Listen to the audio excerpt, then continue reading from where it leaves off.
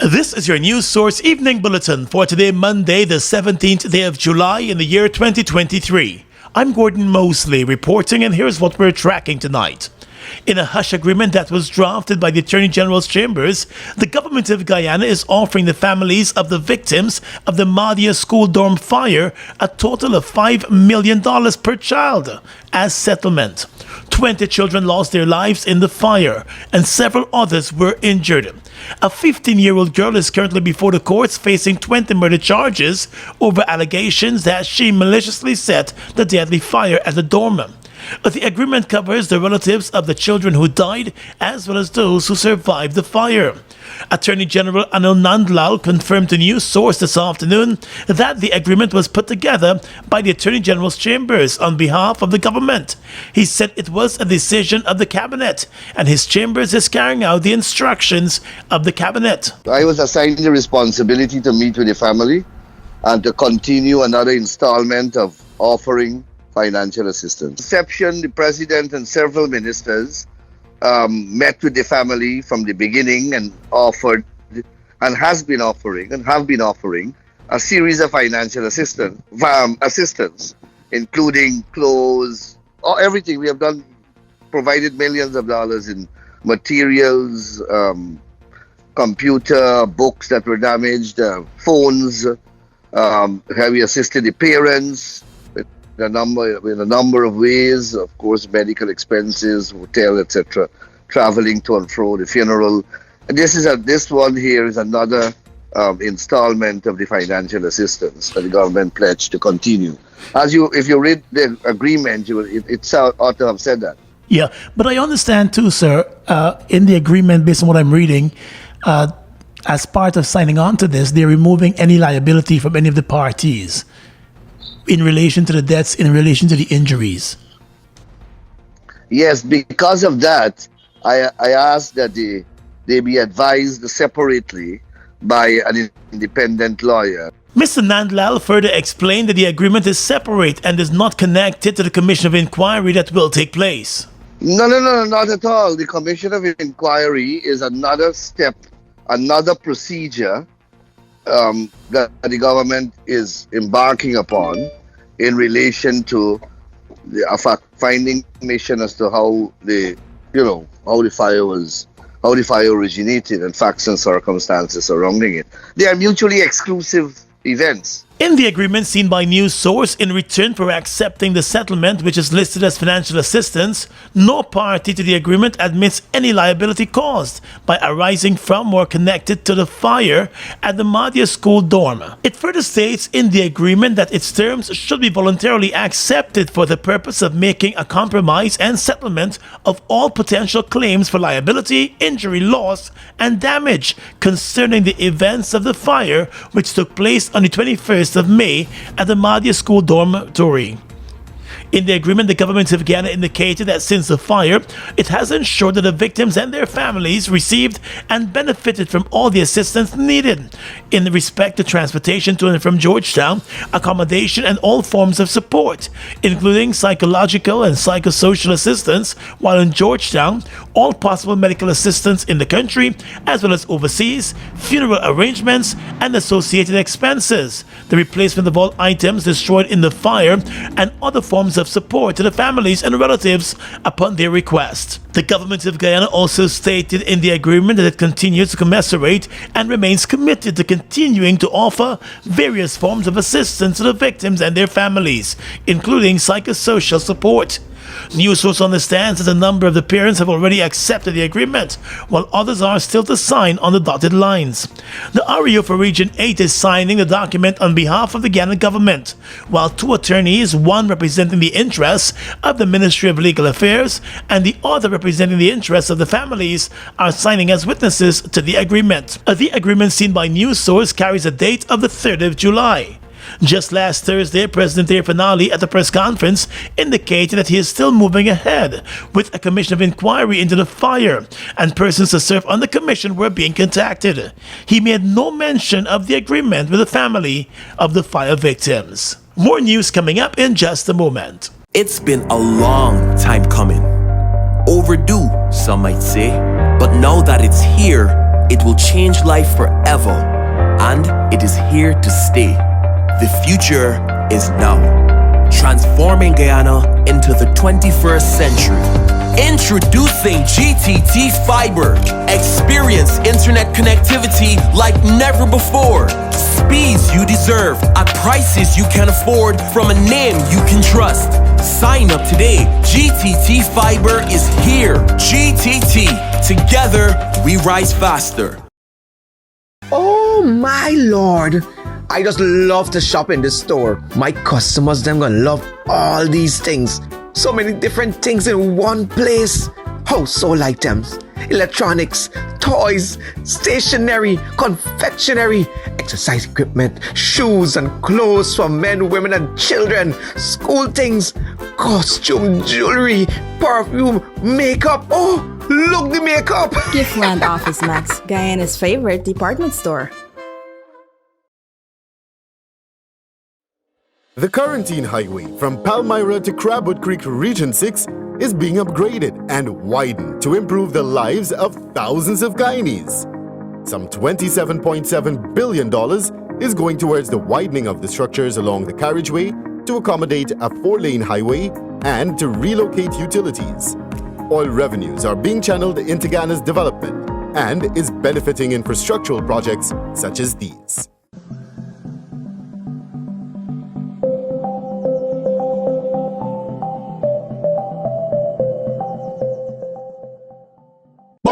Bust the flavors. We're full of flavors.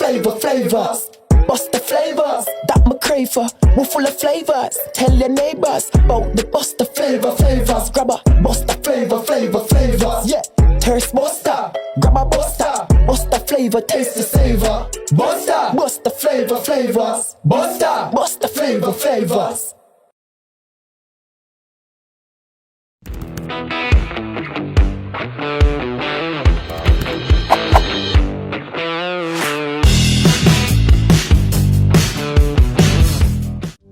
Are you looking for the best high school education at affordable fees? Then register your child today at the VYC Academy. Now enrolling grades 7, 8, and 9 students for the 2023-2024 academic year. VYC Academy, achieving academic excellence.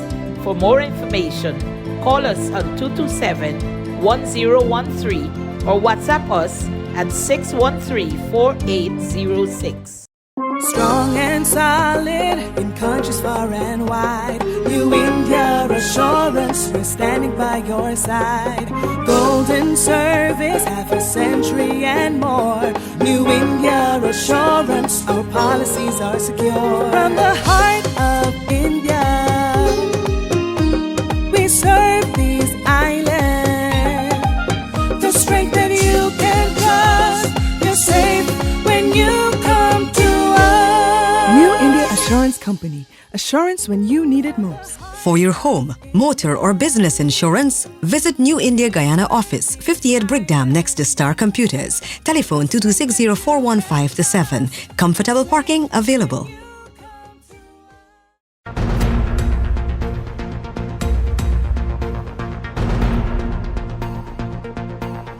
Welcome back. In a shocking decision, some of the debris from the Madia school dorm fire, which claimed the lives of 20 children, has been used to fill potholes in the Region 8 community, leaving many villagers upset. The regional executive officer for Region 8, Peter Ramatar, admitted to news source that he did give permission for some persons to use some of the crumbled walls to fill potholes in the community. However, he said he withdrew that permission once other persons in the community found it to be insensitive and objected to the decision. That's all the debris we want to talk about. The walls, the crumbled walls, the concrete walls that crumbled during the fire had to be removed. Initially, it was the Campbelltown people had requested that the village nearby, if they could have used some of the concrete, the broken walls, to fill potholes. Initially, we gave them that permission. But then when we understand that there was some concern, we withdraw it and we dispose of the broken concrete elsewhere, as well as the other debris. 20 children lost their lives when a late-night fire ripped through the female dormitory at the Madia school back in May. 19 children were trapped and killed in the inferno, while the 20th victim passed away while being treated at the Georgetown Hospital. The deadly fire shocked the nation and led to 3 days of national mourning. An investigation of the fire led to another child from the same school being charged for 20 counts of murder. She remains in custody. There has always been concern about the way the fire scene was handled by the authorities. Hours after the fire and even before the investigations were completed, government and other officials visited the scene and were photographed walking around the area without any protective gear. A criminal defense attorney who specializes in forensic matters had raised serious concern about the scene not being properly protected. Now, with the debris from the scene of the fire being used to fill potholes in the community, more questions are likely to be asked. The regional executive officer insisted that not all of the debris was used to fill potholes. Yes, of course, we dispose of it. Otherwise, when people felt that it was not the proper thing to do, we did dispose of it elsewhere, and it's still available. That we put it in a place that it could be removed to any further site that might be requested. There have been calls for a full commission of inquiry to be conducted into the school dorm fire. President Irfan Ali has agreed that a commission of inquiry will be held, and he has already indicated and identified retired Major General Joe Singh as the person to head the commission of inquiry. Terms of reference for the COI are still to be finalized. A 38-year-old fisherman from Paradise on the Essequibo coast lost his life in a fire last evening at his home. Family members suspect that a man might have deliberately started the fire. He has been identified as Terry Passad Lalo. He reportedly lived alone in the one-flat concrete house and was last seen alive by his sister, who lives in the same yard. The sister told investigators that her brother spent the day at Lake Mainstay and returned home last night in a drunken state. She said she saw him entering his house at around 7 o'clock on Sunday night, and 2.5 hours later, heavy smoke and fire were seen in the house. An alarm was raised, but the fire spread quickly throughout the building. Firemen arrived at the scene and doused the blaze, but most of the house was already gutted. During their cleanup operation, the charred remains of the man were found. Investigations are ongoing tonight. A small fire in a cell at the Brigdam police station was quickly doused by a prisoner on Sunday morning. And the same prisoner has told investigators that he accidentally started the fire. The prisoner, Stephen Howard, told the investigators that he found a lighter and toilet paper in a cell at the Brigdam lockups and decided to set fire to the toilet tissue to scare off mosquitoes that were biting him early in the morning. The paper reportedly fell onto a mattress inside the cell, but the prisoner said he quickly put the fire out using a bottle of water that he also found inside the cell. The man has refused to submit to a written statement to the police and has also refused a video interview. He said the police should do their work. 2 years ago, a majority of the Brigdam police station was gutted by fire, and the police blamed the fire on an inmate who they said started the fire from his prison cell. That man, who has since been charged, has always denied the allegations.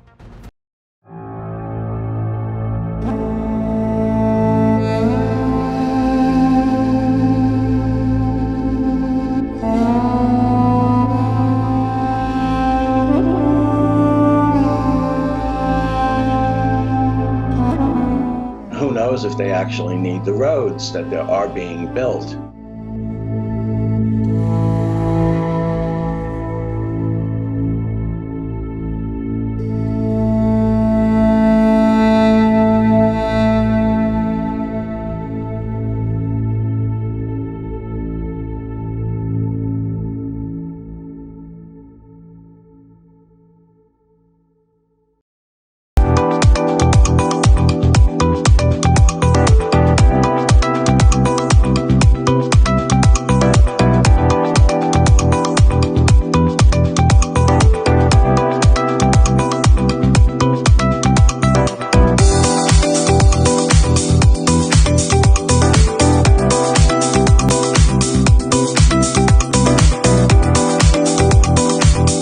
Come visit us on Waterloo Street.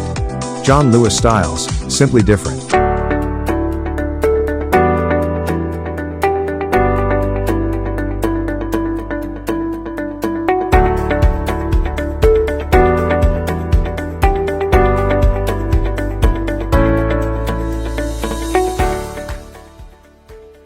So what going on, champ? I passed here last week and this shop lock up tight. Why? We come down with the flow, so we have to take a couple of days. I can't deal with them kind of setbacks, Bano. I just get a headache when you see I can't make me little bread. I know them ways, champ. But thank God for NIS. NIS? What you got to do now with NIS? I mean, what I got to do with NIS? I registered as self-employed and I make monthly contributions to NIS. So you see, for them days I lose, NIS pay me back for most of them days. What? That's good. You know, I always used to believe that it's only people in big offices and so they pay NIS. Nah, man. NIS for any working person between the ages of 16 to 60. And as self-employed, you get all the benefit as an employee, except for industrial benefits. So what I do for set up this thing? All I gotta do is visit NIS on breakdown, or if you live in out of town, you visit any NIS closest to your location. And once you register and your registration complete, you can start making NIS contributions. Alright, so what I walk with and like how much money I gotta pay a month? I ain't gotta walk with no big money. All I gotta walk with is your birth certificate and any farm ID. And when you reach down there, ask for the compliance department. Good. Thanks for the information, bro. As soon as I left here, I went straight to the NIS office. For further information, please visit the website at www.nis.org.gy, the National Insurance Scheme Facebook page, or your nearest NIS office. Turning now to healthcare, the plan by the government to hire nurses from Cuba to fill the gap left by Guyanese nurses who are taking up better paying jobs overseas is not sitting well with the leader of the opposition, Aubrey Norton. On Sunday, Mr. Norton roasted the government over its plan to import nurses. He said the solution to the problem is not the importation of foreign healthcare workers, but rather better pay for locals. You now telling us you are going to bring nurses from overseas.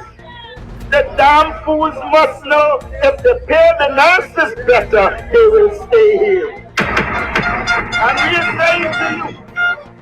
we are saying to you that as a political party, we believe our workers must be properly treated. Earlier this year, the government adjusted the salaries of various categories of healthcare workers, but that has not stopped local nurses from leaving. The opposition leader said as Guyanese continue to struggle to survive in an oil-rich country with the fastest growing economy per capita, the government has been pouring billions of dollars into infrastructural development while ignoring its human resources. We need to be training our people so that they can operate in the existing hospitals and improve the quality of health care in those hospitals. There is a little or no sense in having 10 more specialty hospitals, and when you go in it, there is no specialist. In addition to Cuba, the government of Guyana has also announced that it is also looking to Canada to train nurses here and offer accredited programs. A 40-year-old laborer from Temeri was found dead early on Sunday morning, hours after he was involved in a drunken row with a group of men at a Suzdijk bar. A police murder investigation is now underway. The investigators have identified the dead laborer as Yoel Valenzuela of Temeri on the east bank of the Marara. 3 suspects have been identified and are under police probe for the murder. According to a statement from the police, Valenzuela, along with his son and 2 other relatives, were at a sports bar at Suzdijk Junction when one of the suspects approached the 40-year-old man and the two got into an argument. The argument quickly escalated into a fight, with the 2 men pouncing on each other. Valenzuela reportedly ran from the sports bar with the 3 men chasing after him. His badly battered body was discovered a few hours later with wounds to the back and the head. One of the 3 suspects has since been arrested, and investigators have also taken statements from eyewitnesses. The murder remains under active investigation. Leader of the opposition, Aubrey Norton, has condemned the move by the government to import chicken from neighboring Brazil to meet the local demand. Addressing a crowd of supporters at Stabroek Square on Sunday night, Mr. Norton said the move to lift the ban on imported chicken could decimate the local poultry industry. you are going to kill the local chicken industry. While disputing reports of a shortage of local chicken, the government lifted a ban on poultry imports and started to import chicken from Brazil itself to meet the local demand. The move was intended to cushion the impact being felt in the poultry industry as a result of a poultry virus that had resulted in a drop in local production. Through the Guyana Marketing Corporation, the Ministry of Agriculture has been selling the imported bulk chicken to local poultry producers. But the opposition leader believes that the government could have better cushioned the impact by subsidizing the cost of feed to increase production. A government that is sensible will subsidize the feed and help our farmers to produce chicken at a proper cost. But the president doesn't think. President Finale, while announcing the procurement of $29 million in vaccines to combat the deadly virus at the forum earlier this month, acknowledged that the high cost of feed was also a major issue facing the poultry industry. He reasoned that in poultry production, the feed alone accounts for 70% of the cost. There are three important inputs to feed the production of feed here in Guyana: rice, broken rice, corn, and soya. From 2020 to now, the cost of rice as an input to feed increased by 100%. The cost of soya as an input to feed increased by 65%. And the cost for corn as an input to feed increased by 55%. And that is what constitutes 70% of growing vegetable. Now, what are the contributing factors to this increase in costs? You were told the war in Ukraine, but importantly is the shipping and logistics costs. But the president offered no immediate solution to reduce the cost of the feed, but hinted at the need to cultivate some 25,000 acres of land with rice to allow the country to be more self-sufficient in the future. Did you know Guy Oil's ultra-low sulfur diesel, ULSD, contains less than 0.0001% sulfur? That's significantly less than regular diesel. By using ULSD, you're helping to reduce harmful emissions that can negatively impact the environment and your health. ULSD provides better fuel economy and engine performance thanks to its advanced formulation. When refueling your diesel vehicle, choose Guy Oil's ULSD for a cleaner, more efficient ride.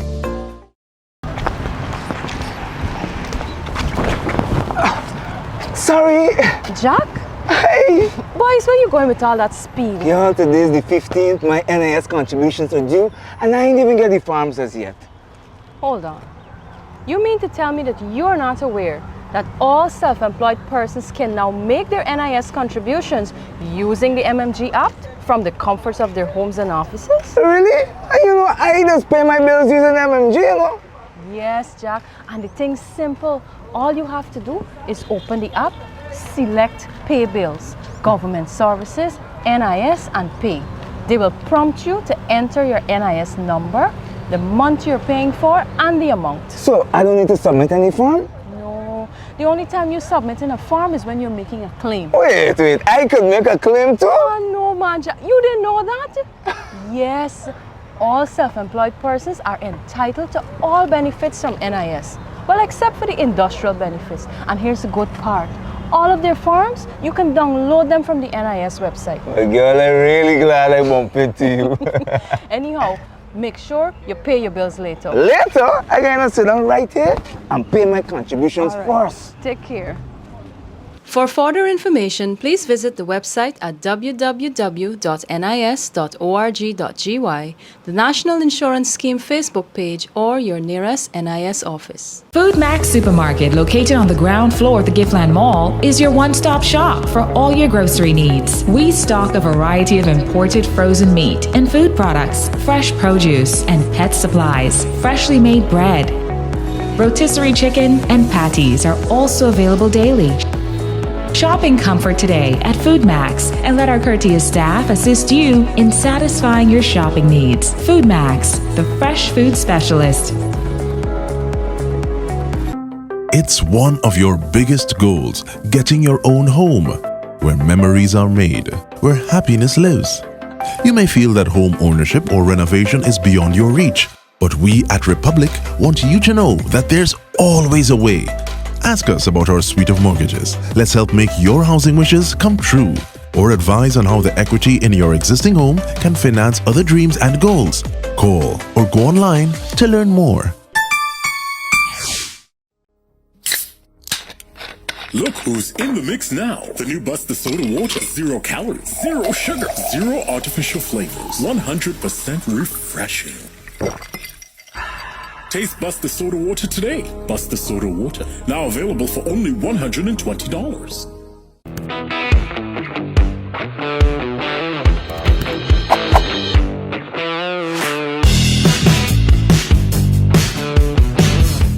With your regional and international news tonight, I'm Swatlana Marshall in the region. Authorities in Dominica today commenced mandatory interviews of all applicants to the Citizenship by Investment program aged 16 and over. The move comes as the country seeks to cooperate with international stakeholders and increase the due diligence processes with the aim of reducing threats posed by illicit actors. Dominica was one of 5 Caribbean nations that met U.S. officials earlier this year to discuss challenges faced by Caribbean CBI programs. At that meeting, it was agreed that all Caribbean CBI nations would start conducting virtual or in-person interviews with each applicant. As part of the application process, which includes submitting financial statements, proof of employment, and identification documents, among others, all applicants aged 16 and over will now be required to be available for the interview. Dominica, like many other CBI countries in the region, uses due diligence and risk agencies from the United States and the United Kingdom, supported by local and international policing authorities to help protect both international investors and local citizens from unsavory players. The families of Venezuelan migrants lost in the Caribbean Sea are demanding their government investigate the disappearance of their loved ones after years of no movement on the matter. At least 150 people have gone missing in connection with a series of vessels which have sunk between Venezuela's north coast and islands in the Caribbean since 2015, according to the United Nations International Organization for Migration.